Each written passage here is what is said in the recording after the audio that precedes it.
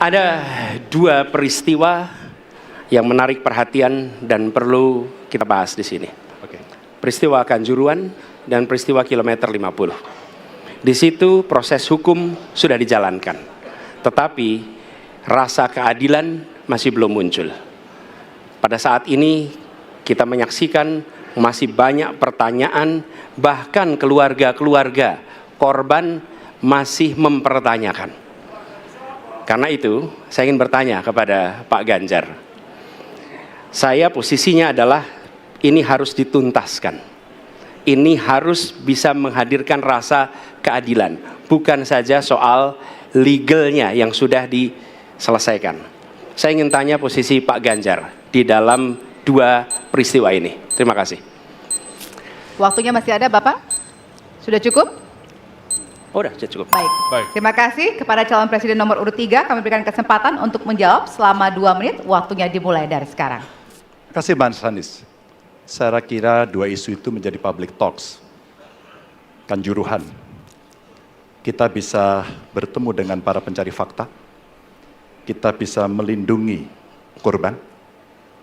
Kita bisa membereskan urusan mereka dari sisi keadilan korban, termasuk di kilometer 50. Ketika kita bisa bereskan semuanya, maka kita akan naik dalam satu tahap. Apakah kemudian proses legal dan kemudian mencari keputusan yang adil bisa dilakukan? Jawaban saya, bisa. Jadi dalam pemerintahan ini mesti berani untuk tidak lagi menyandra persoalan-persoalan masa lalu sehingga berlarut-larut. Sehingga apa yang terjadi ketika muncul terus-menerus akan menjadi sensi terus, karena tidak pernah ada keputusan. Maka cara-cara ini mesti dihentikan dan kita mesti berani tegas. Kadang-kadang kita juga mesti harus berpikir dalam situasi yang lebih besar.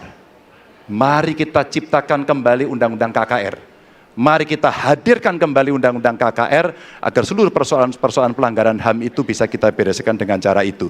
Sehingga bangsa ini akan maju dan tidak lagi kemudian berpikir mundur karena persoalan-persoalan seperti itu yang tidak pernah dituntaskan. Kita harus tuntaskan itu.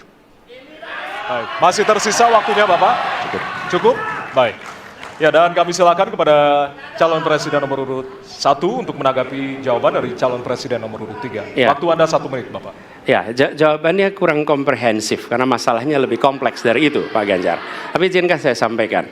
Untuk seperti ini, minimal saya melihat harus mengerjakan minimum 4 hal.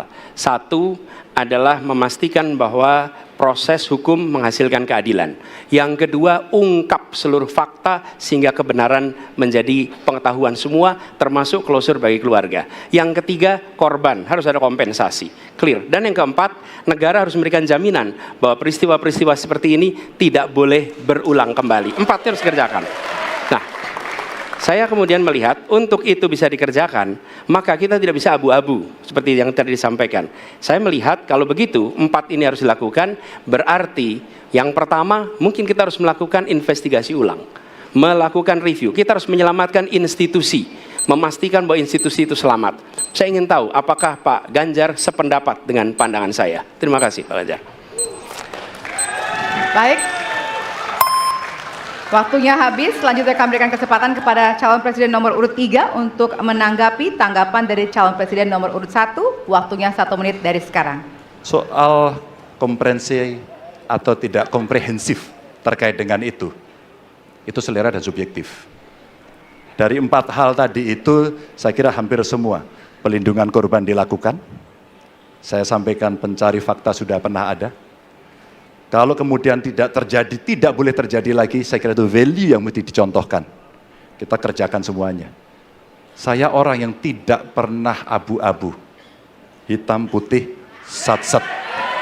Kami tidak pernah ragu-ragu, kami tidak pernah abu-abu, maka kami pun tadi mengklarifikasi pertanyaan kepada pasangan calon nomor 2, karena kami bukan orang yang menunda pekerjaan, menggantung pekerjaan untuk kemudian menjadi komoditas. Saya selesaikan itu. Masih ada waktunya, Bapak? Akan cukup. ditambahkan? Baik.